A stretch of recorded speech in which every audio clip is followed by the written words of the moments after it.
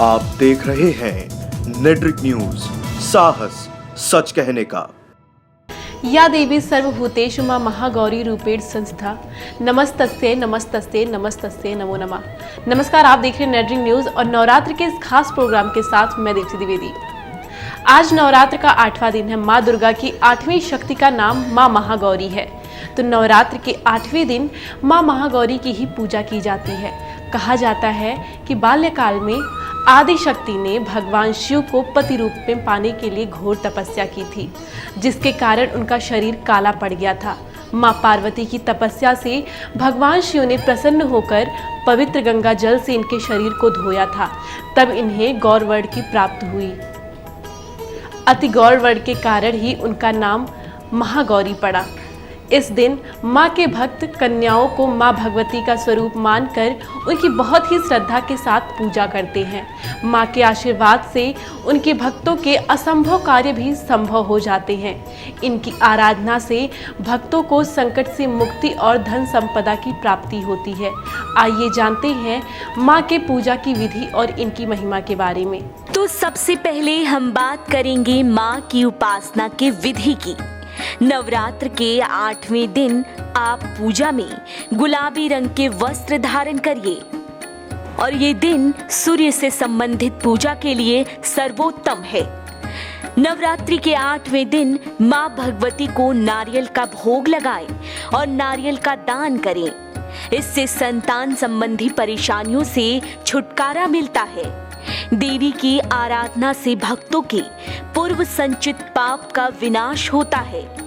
आपको बता दें कि दुर्गा जी के 8वें स्वरूप महागौरी माँ का प्रसिद्ध पीठ हरिद्वार के पास कनखल नाम के स्थान पर है। अब करेंगे माँ महागौरी की महिमा के बारे में बात। देवी महागौरी के वस्त्र और आभूषण श्वेत हैं। इनकी 4 भुजाएं हैं और महागौरी का वाहन वृषभ है।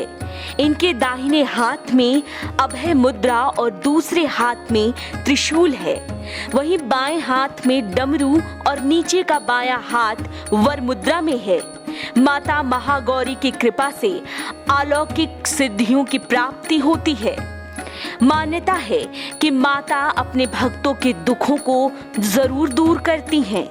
इनकी उपासना से आर्तजनों के असंभव कार्य भी संभव हो जाते हैं और इनके चरणों की शरण पाने के लिए हमें सर्वविध प्रयत्न करना चाहिए।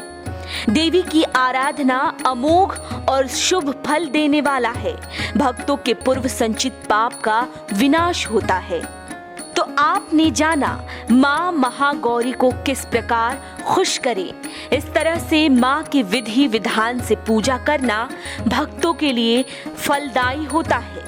वैसे तो माँ अपने भक्तों पर अपनी कृपा सदैव बनाए रखती है, लेकिन हर पूजा की विधि होती है और अगर कोई भी काम नियम धर्म से किया जाए तो सही होता है।